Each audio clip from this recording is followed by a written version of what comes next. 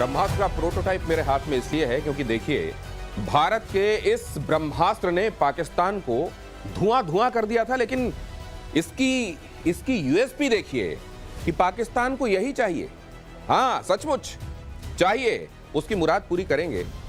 लेकिन साथ में यह भी आपको मालूम है क्यों कहा जा रहा है कि ऑपरेशन सिंदूर जारी है? क्योंकि जब तक ट्रीटमेंट पूरा ना हो तब तक इलाज बंद कहां किया जाता है। इस बार ऐसा क्या हुआ है जिससे रोग के लक्षण दिखाई दे रहे हैं पाकिस्तान में, वो मैं आपको बताऊंगा। लेकिन पहले जरा ये खबर देखिए, उसके बाद अपने मेहमानों की तरफ ले चलता हूं, उनके साथ भी विश्लेषण करेंगे आज की खबरों का। ये खबर आपके सामने पाकिस्तान को लेकर जरा देखिए। पाकिस्तान के बहावलपुर का आतंकी सेंटर फिर से हुआ एक्टिव। जैश-ए-मोहम्मद के हेडक्वार्टर में वापस लौटने लगे आतंकी। इसीलिए मैं कह रहा हूं, मर्ज अभी बाकी है। पाकिस्तान की सेना और सरकार की मदद से बन रहा यहां मदरसा सेंटर, टेरा ट्रेनिंग सेंटर और स्विमिंग पूल भी खोल दिया गया है। इतनी बुरी मार पड़ने के बाद भी देखिए, जैसे जिसको कहते हैं कि ये नहीं सुधरेंगे। एक बार फिर से, अब पता नहीं मुरीदके में भी ऐसे ही चल रहा हो तो कोई बड़ी बात नहीं, बहावलपुर में एक बार फिर से उस जगह को आबाद करने की कोशिश की जा रही है आतंकवादियों से। क्यों फिर हो रहे हैं एक्टिव आतंकी अड्डे? वहां जहां पर दुनिया जान गई है, भारत तो जान ही गया है और वो फिर से मारेगा, उन जगहों पर क्या इन लोगों को मरवाने की ही प्लानिंग है? पाकिस्तान में वो लोग जो इनको यहां पर भेज रहे हैं, क्या चाहते हैं कि अब ये निपट जाएं? क्या होने वाला है? मेजर गौरव आर्य मेरे साथ मौजूद हैं। एयर मार्शल पीके श्रीवास्तव, बहुत स्वागत है आपका, गुड इवनिंग। ये एक बार फिर से वहीं सुभान अल्लाह। देखिए, ये होना है दिनेश, ये तो वही बात है, कल आप ईरान से बोलें कि तुम हमास और हिजबुल्लाह को छोड़ दो, कैसे छोड़ देगा वो उनके साथ ऐसे उनके खून में सन चुके हैं।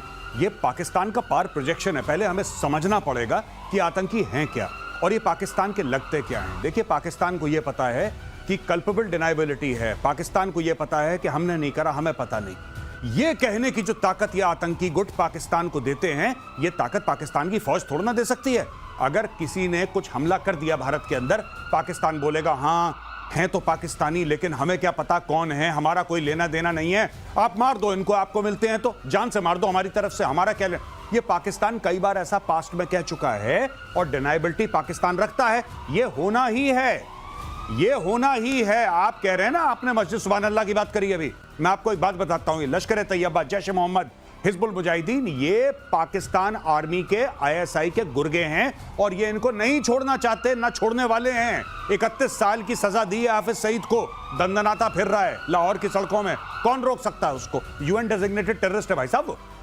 दिनेश, ये भी मत भूलिए, मुनीर ने 14 करोड़ भी तो दिए, शहबाज ने 14 करोड़ दिए थे ना, जो उनको मिले वहां से, आईएमएफ से भीख जो मिली थी, तो 14 करोड़ वो भी दिए हैं। रिकंस्ट्रक्शन होगा, रिकंस्ट्रक्शन होगा, उसके बाद आपको पॉज बटन को प्ले में लाना। लेकिन मेरे को एक चीज, मतलब ठीक है, ये अपनी आदत से बाज नहीं आएंगे, ये फिर से वो कर रहे हैं और यहाँ पर निश्चित रूप से आतंकवादी और स्टेट, इसमें कोई फर्क नहीं है, दोनों आपस में। लेकिन ये तो अब दुनिया के सामने है, दुनिया इसको, और भारत को तो अब ये अब उसको फिर से कोऑर्डिनेट्स फिर से लेने भी नहीं है, उसको मालूम है कि कहाँ भेजना है।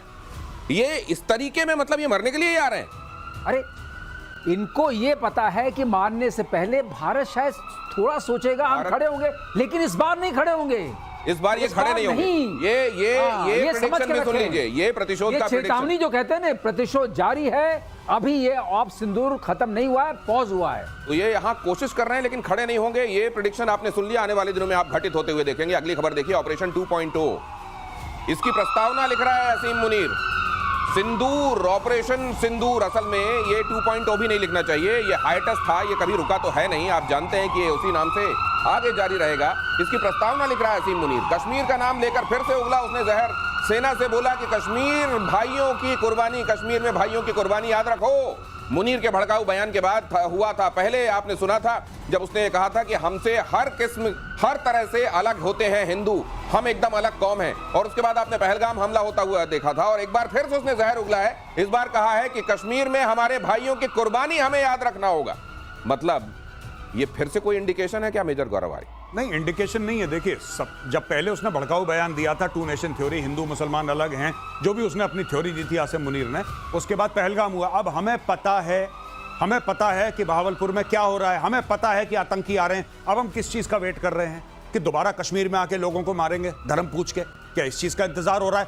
हमें पता है कहां पे क्या हो रहा है, मीडिया को पता है, सरकार को भी जाहिर सी बात है पता ही होगा। वहीं पे मारो ब्रह्मोस, वहीं पे खेल खत्म करो। देखो, अगर आपने उनको पहले ठोक दिया, मेरी बात ध्यान से सब लोग सुन लें, अगर इस वक्त आपने मार दिया वहां पे मिसाइल तो आप बच जाएंगे। अगर आप वेट करते रहे कि नहीं पहले वो गुनाह करेगा तब हम उसको सजा देंगे, फिर वो गुनाह करेगा फिर हम सजा देंगे, तो वही चलता रहेगा। उड़ी के बाद सर्जिकल स्ट्राइक होगी, पुलवामा के बाद बालाकोट होगा, पहलगाम के बाद आपका ऑपरेशन सिंदूर होगा, और ये चलता रहेगा। पहले वो करेंगे फिर हम करेंगे, पहले वो फिर वो, और ये कभी ना खत्म होने वाला सिलसिला है। आपको पता है ना जैश ए मोहम्मद के हेडक्वार्टर में लोग आ रहे हैं, आपको पता है ना वहां पे स्विमिंग पूल बन रहा है, आपको पता है ना वहां पे हथियार रखे जा रहे हैं, तो किस चीज का इंतजार है? अभी मारो ब्रह्मोस, उसके अंदर कहानी खत्म करो, वहां पे जड़ से खत्म करो इन लोगों को। अब इंतजार करना बंद करना पड़ेगा, इस बात का समय देना बंद करना पड़ेगा कि वो कोई गड़बड़ी करें और उसके बाद उनको सबक सिखाया जाए। इस बार उनकी गड़बड़ी से पहले उनके साथ गड़बड़ी कर देनी पड़ेगी। तबाही मचाने वाली ब्रह्मोस का फैन हुआ पाकिस्तान, इसीलिए लेकर मैं खड़ा हुआ हूं। जरा खबर बहुत ध्यान से देखिएगा। पाकिस्तान को ब्रह्मोस खरीदने की चाहत, कमाल है, इनको चांद चाहिए। एक वक्त ब्रह्मोस वाली कंपनी से पूछी थी कीमत, पूछा था क्या भारत पाकिस्तान को अपनी ब्रह्मोस मिसाइल बेचेगा? कंपनी ने तंज करते हुए कहा था तुम्हें मुफ्त में दे देंगे। अभी इतनी सारी तो दी हैं, अभी इनको और चाहिए, ब्रह्मोस चाहिए इनको। ये देखिए साहब, ये वाली ब्रह्मोस, मैं तो कह रहा हूं ये जो वाकया है ये कुछ समय पहले का है, और बात बिल्कुल ठीक कही थी जिस भी साइंटिस्ट ने वहां पे कही थी, मिलिट्री ऑफिसर जो भी था उसने बिल्कुल ठीक बात कही थी। ब्रह्मोस ऐसे बिल्कुल, मैं कह रहा हूं ये ब्रह्मोस है, मारो बहावलपुर के अंदर और एक मुरीदके के अंदर, इनका काम तमाम करो। ये लोग ऐसे नहीं रुकने वाले हैं जब तक हम लोग घास कटाई नहीं करते ना। दोस्तों, आपके घर के आगे लॉन होता है, आप घास काटते हो ना, और घास काटते हो, घास की कोई गलती थोड़ा ना होती है, पर लेकिन लॉन अच्छा दिखता है कि नहीं दिखता ये बताओ।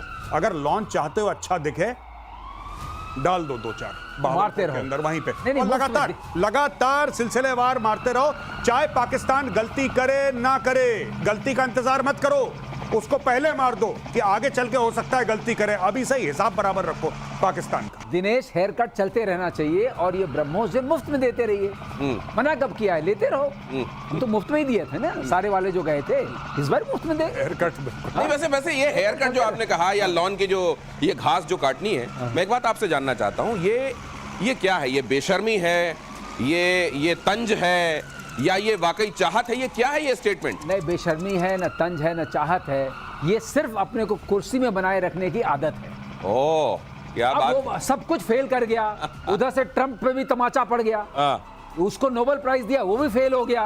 अब समझ में नहीं आ रहा करें क्या। जब कुछ समझ में नहीं आता तो एक चीज समझ में आती है, सारे जनरल्स को आप सबका इतिहास देख लीजिए कि कश्मीर कश्मीर कश्मीर कश्मीर आदत है, और इन्होंने कहा आदत छुड़ाने के लिए पूंछ बार बार काटनी पड़ती है।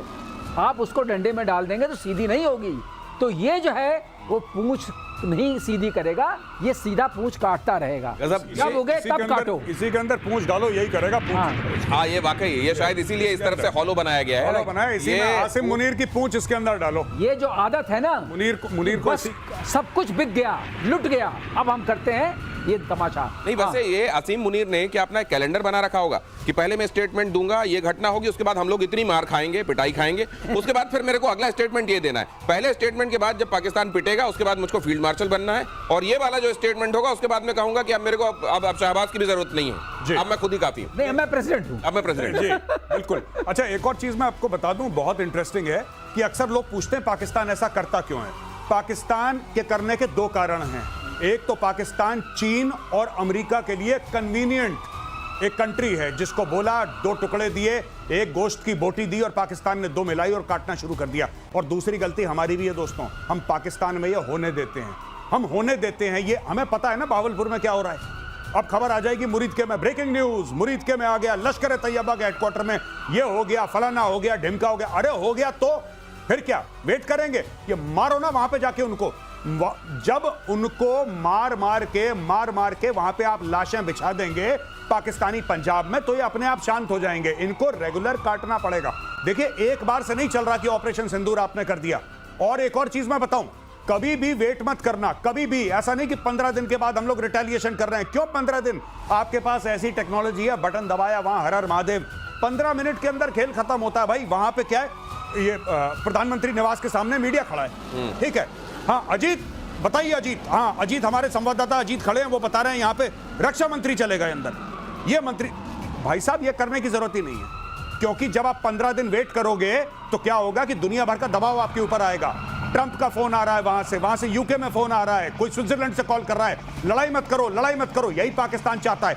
आप मार दो उसको, मार दो, बाद में दुनिया को सॉरी बोल देना, गलती से मार दिया यार, क्या दिक्कत है, मार दो एक बार। कर नहीं रहा पुतिन वहां पे, ठोक दो उनको। असल में भारत अपने कंडक्ट को अपने नेचर के, अपने स्वभाव के मुताबिक रख रहा है।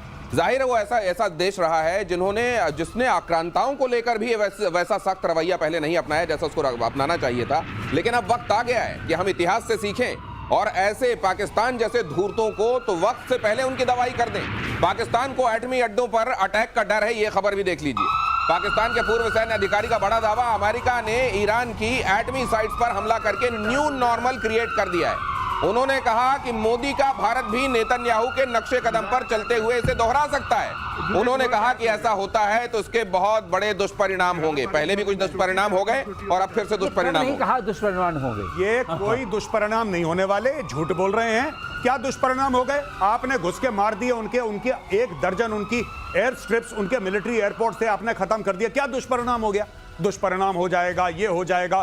रेड लाइन है, इंडस वाटर ट्रीटी, पानी रोक दिया तो खून बहेगा, हिंदुओं के क्रियाक्रम के लिए लकड़ियां कम पड़। क्या हो गया?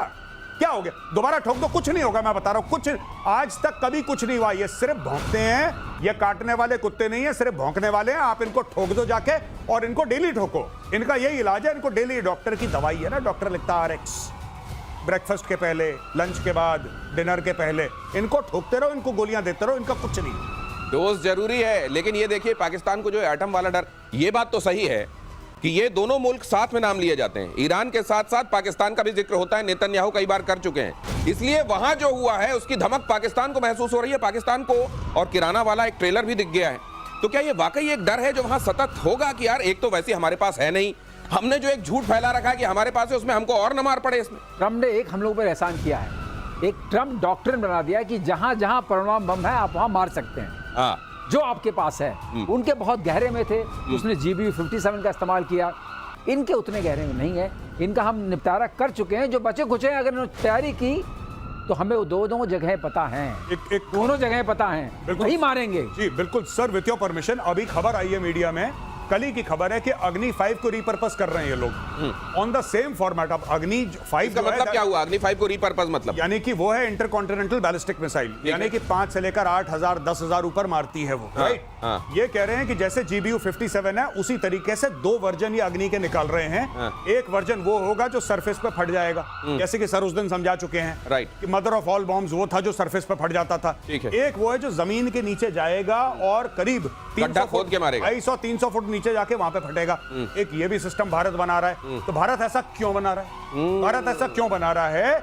ये पाकिस्तान को देखो, तुम जितने भी नीचे जाओगे ना पहाड़ के, हम लोग तुम्हें ढूंढ लेंगे। पर मेरी सिर्फ एक रिक्वेस्ट है, जो भी पावर में है सरकार, मेरी एक रिक्वेस्ट है, सर आप वेट मत करना, ये सांप के बच्चे फिर डसेंगे, ये सांप के बच्चे फिर डसेंगे। आप ये मत सोचना कि ऑपरेशन सिंदूर से सांप के दांत, इनकी फितरत में है डसना, इनकी फितरत में, इनको ठोको। और इनको जब तक आप ठोकते रहोगे, ये सबसे अच्छी कौम है पाकिस्तानी, सबसे प्यार मोहब्बत वाली कौम है। अगर इनकी डेली सुतैया होती रहे, इनसे बेहतर कोई बंदे नहीं है, लेकिन इनकी डेली मार पड़नी चाहिए कान के नीचे, और इनसे ज्यादा प्यार मोहब्बत वाले लोग नहीं है। बस डेली ठोको इनको। रोज की डोज अगर इनको मिलती रहे तो इनसे बढ़िया लोग नहीं है, ये कह रहे हैं गौरव आर्य। और यूक्रेन पर रूस का अब तक का सबसे बड़ा हवाई हमला, अगली खबर देखिए, 477 ड्रोन, 60 मिसाइलों से यूक्रेन पर अटैक। ये तो पूरी तरह से जो चटनी बना देने वाला, हलवा बना देने वाला जो बात की जाती है ना मेजर गौरव आर्य की तरफ से, वो हो रहा है। ये रूस ने बैलिस्टिक क्रूज मिसाइलों से हमला किया। अटैक में यूक्रेन का F-16 फाइटर जेट तबाह, हमले में F-16 के यूक्रेनी पायलट की मौत। इसकी तस्वीर भी बहुत ज्यादा सर्कुलेट हो रही है इन दिनों, और ये कहा जा रहा है कि इसने तो अगला टारगेट भी लॉक कर लिया था, लेकिन उसी समय इसके प्लेन में खराबी आ गई। मामला F-16 का है, मामला अमेरिका से कनेक्टेड है। क्या सोच रहा होगा अमेरिका? जी बिल्कुल। और यूक्रेन ने 2-3 बातें बोली हैं अभी हाल फिलहाल में। जी, यूक्रेन ने यह बोला है कि हम लेटेस्ट अमेरिकन वेपन्स खरीदेंगे। जी, डोनाल्ड ट्रंप से बोला है कि साहब आप हमें लेटेस्ट वेपन्स दीजिए, हम खरीदना चाहते हैं। F-16 पुराना प्लेटफॉर्म है, ये वही प्लेटफॉर्म है जो पाकिस्तान के पास है। अब यूक्रेन, क्योंकि देखिए अब ना पुतिन ट्रंप की नहीं सुन रहा, पुतिन किसी की नहीं सुन रहा, वो ये इलाका ले लो, ये इलाका ले लो, पूरा यूक्रेन मेरा है, वो सब बोल चुका है पिछले 72 घंटे में कि पूरा यूक्रेन मेरा है, कह रहा मैं पूरा यूक्रेन ले लूंगा। अब ये बोलेंगे उनसे कि सर क्या हमें और कोई इससे ऊपर वाला जहाज मिल सकता है, क्या हमें F-35 मिल सकता है, क्या हमें F-15 ईगल मिल सकता है, क्या हमें और कोई प्लेटफॉर्म मिल सकता है जिससे हम ज्यादा विनाश कर सकें रूस का। ये सारी बातें होंगी। अब देखते हैं ट्रंप बेचता है कि नहीं बेचता। नहीं, ये कर रहे हैं, वो एयर डिफेंस सिस्टम भी मांग रहे हैं और ये कह रहे हैं कि हमको और फाइटर्स चाहिए, ये बात तो कह रहे हैं ज़ेलेंस्की लगातार।